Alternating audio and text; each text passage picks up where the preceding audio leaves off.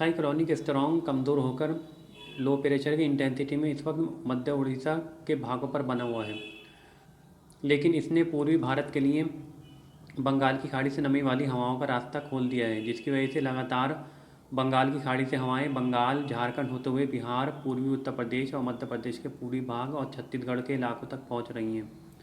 यही कारण है कि यहाँ पर कई दिनों से लगातार रिमझिम फुहारें देखने को मिल रही हैं। स्वागत है दोस्तों नेशनल वेदर न्यूज़ चैनल में। इस वीडियो में हम बात करेंगे आज और अगले 3 दिनों के दौरान पूरे भारत का मौसम का हाल। सैटेलाइट इमेजरी में आप देख सकते हैं एक WD जम्मू कश्मीर के ऊपरी भागों से होकर गुजर रहा है। साथ ही साथ चक्रवाती तूफान दाना की वजह से लगातार मॉइस्चर पूर्वी उत्तर प्रदेश, बिहार के दक्षिणी इलाके, झारखंड, पश्चिम बंगाल, मध्य प्रदेश के पूर्वी भाग और छत्तीसगढ़, उड़ीसा पर बना हुआ है।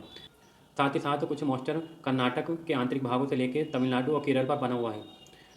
अरब सागर के दक्षिणी भागों पर जो सर्कुलेशन बना था उसी वजह से केरल के तटीय और तमिलनाडु के दक्षिणी इलाकों में आज भी बौछारें देखने को मिल रही हैं। अगर हम आज यानी 27 अक्टूबर के मौसम की बात करें तो WD के कारण जम्मू कश्मीर के ऊंचाई वाले इलाकों में हल्की बर्फबारी और निचले इलाकों में बारिश देखने को मिल सकती है। साथ ही साथ जो लो प्रेशर सिस्टम उड़ीसा के मध्य भागों पर बना हुआ है उसकी वजह से पूर्वी उत्तर प्रदेश के दक्षिणी भागों और बिहार के दक्षिणी भाग, झारखंड, पश्चिम बंगाल के पश्चिमी इलाके, छत्तीसगढ़, मध्य प्रदेश के पूर्वी भागों में लगातार रिमझिम फुहारें देखने को मिलती रहेंगी। इसी के साथ साथ आंध्र प्रदेश के कुछ इलाके और कर्नाटक के दक्षिणी भागों से लेकर तमिलनाडु और केरल पर कहीं कहीं पर हल्की रिमझिम फुहारें देखने को मिल सकती हैं। 28 अक्टूबर को देखें तो 28 अक्टूबर को जम्मू कश्मीर के ऊपरी इलाकों से एक पश्चिमी विक्षोभ गुजर रहा है। साथ ही साथ लो प्रेशर सिस्टम उड़ीसा के मध्य भागों पर बना हुआ है, जिसकी वजह से लगातार बंगाली खाड़ी से मॉइस्चर पूर्वी भारत में पहुंच रहा है। साथ ही साथ अरब सागर से अगर हम दक्षिण भारत में देखें तो दक्षिण भारत से अरब सागर से होते हुए मॉइस्चर लगातार कोस्टल कर्नाटक से होता हुआ केरल के रास्ते तमिलनाडु तक पहुंच रहा है। इन सभी मौसमी सिस्टमों के कारण 28 अक्टूबर को मौसम कैसा रहेगा आइए देखते हैं। अगर हम उत्तर भारत से शुरू करें तो 28 अक्टूबर को WD के कारण जम्मू कश्मीर के ऊपरी इलाकों में हल्की बर्फबारी देखने को मिल सकती है, जबकि जम्मू कश्मीर के निचले इलाकों में कहीं कहीं पर हल्की बारिश देखने को मिल सकती है, जबकि हिमाचल, उत्तराखंड मुख्य रूप से साफ रहने की संभावना है। लेकिन उत्तराखंड के पूर्वी इलाकों में तराई के रास्ते लगातार बंगाल की खाड़ी से मॉइस्चर पहुंचने के कारण यहाँ पर कहीं कहीं पर बारिश देखने को मिल सकती है। उत्तर प्रदेश की बात करें तो उत्तर प्रदेश के पूर्वी उत्तर प्रदेश से लेकर और पश्चिमी उत्तर प्रदेश तक अगले 2-3 दिनों तक यहाँ पर सुबह में पूर्वी हवाएं चलने की संभावना है, जिसकी वजह से उत्तर प्रदेश के तराई वाले इलाके यानी मुजफ्फरनगर, सहारनपुर से लेकर और पूरब में गोरखपुर की तराई वाले बेल्ट में हल्का कोहरा छाए रहने की संभावना दिख रही है। इसके अलावा आगरा, अलीगढ़, इसके अलावा पश्चिमी उत्तर प्रदेश के दक्षिणी इलाके जैसे आगरा, अलीगढ़ से लेकर मध्य उत्तर प्रदेश, लखनऊ, कानपुर तक इन इलाकों में दिन में उमस भरी गर्मी बरकरार रहेगी, क्योंकि लगातार मॉइस्चर यहाँ पर बंगाल की खाड़ी से पहुँच रहा है, जिसकी वजह से दिन में उमस भरी गर्मी रहने की संभावना है। यही स्थिति अगर हम गर्मी की बात करें तो यही स्थिति पंजाब, हरियाणा, राजस्थान, मध्य प्रदेश के ज़्यादातर इलाके, गुजरात, महाराष्ट्र तक बनी रहने की संभावना है, क्योंकि यहाँ पर लगातार मॉइस्चर बना हुआ है, इसलिए दिन में उमस भरी गर्मी लोगों को परेशान करती रहेगी। पंजाब, हरियाणा, दिल्ली की बात करें तो इन इलाकों में अगले 2-3 दिनों तक प्रदूषण बढ़ने की संभावना दिख रही है, क्योंकि लगातार बंगाली खाड़ी से हवाएं उत्तर प्रदेश के रास्ते दिल्ली तक पहुंच रही हैं और पश्चिमी हवाएं पंजाब और उत्तरी राजस्थान के रास्ते आ रही हैं। इस वजह से इस पूरे रीजन में हवा में कोई खास मूवमेंट ना होने के कारण इन इलाकों में अगले 2-3 दिन तक प्रदूषण घना बने रहने की संभावना है। लेकिन आने वाली 29 या 30 अक्टूबर को जम्मू कश्मीर पर बने WD के कारण एक हल्का सर्कुलेशन पंजाब के ऊपर बन सकता है, इस सर्कुलेशन के कारण 29 या 30 अक्टूबर को पंजाब, हरियाणा, उत्तरी राजस्थान के कुछ इलाकों में शाम के वक्त या रात के वक्त गरजने वाले बादल बन सकते हैं, लेकिन इसकी संभावना बहुत कम है। लगभग 10% संभावना मानिए और 90% संभावना मौसम के साफ रहने की है। राजस्थान, मध्य प्रदेश के पश्चिमी इलाके, गुजरात और महाराष्ट्र मुख्य रूप से 28 अक्टूबर को साफ दिखने की संभावना है। अगर हम दक्षिण भारत की बात करें तो तेलंगाना, आंध्र प्रदेश, कर्नाटक के सभी इलाके, केरल और तमिलनाडु में हल्के बादल छाए रहने की संभावना है, लेकिन बारिश की उम्मीद केरल, तमिलनाडु और दक्षिणी कर्नाटक के तटीय इलाकों में है। पूर्वोत्तर की बात करें तो 28 अक्टूबर को पूर्वोत्तर के छिटपुट जगहों को छोड़कर ज़्यादातर इलाके मुख्य रूप से साफ रहेंगे। पूर्वी भारत की बात करें तो उड़ीसा के पूर्वी तट पर बना लो प्रेशर सिस्टम लगातार बंगाल की खाड़ी से मॉइस्चर को पूर्वी भारत की ओर पुश कर रहा है, जिस वजह से बिहार के दक्षिणी भाग, पूर्वी उत्तर प्रदेश, पूर्वी मध्य प्रदेश, छत्तीसगढ़, उड़ीसा, बंगाल और झारखंड पर लगातार बादल छाए हुए हैं।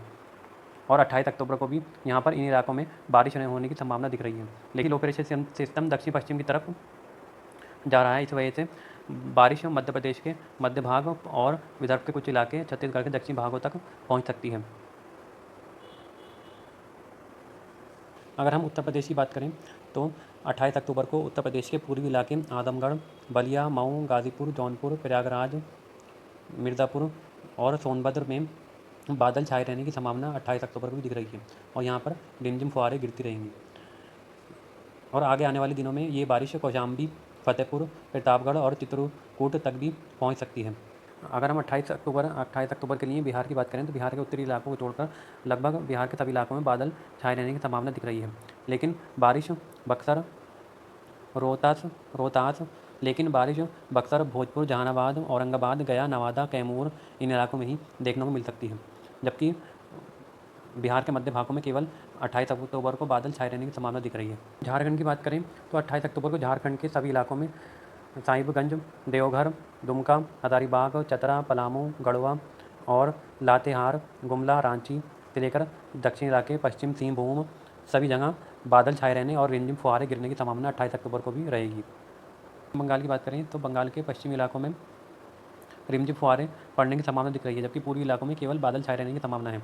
यहाँ पर अगर बारिश की बात करें तो पश्चिम वर्धमान, आसनसोल, पुरुलिया, बांकुड़ा, पश्चिम मेदिनीपुर, झाड़ग्राम इन इलाकों में रिमझिम फुहारें गिरने की संभावना है, जबकि शेष पूर्वी बंगाल में केवल बादल छाए रहने की संभावना है।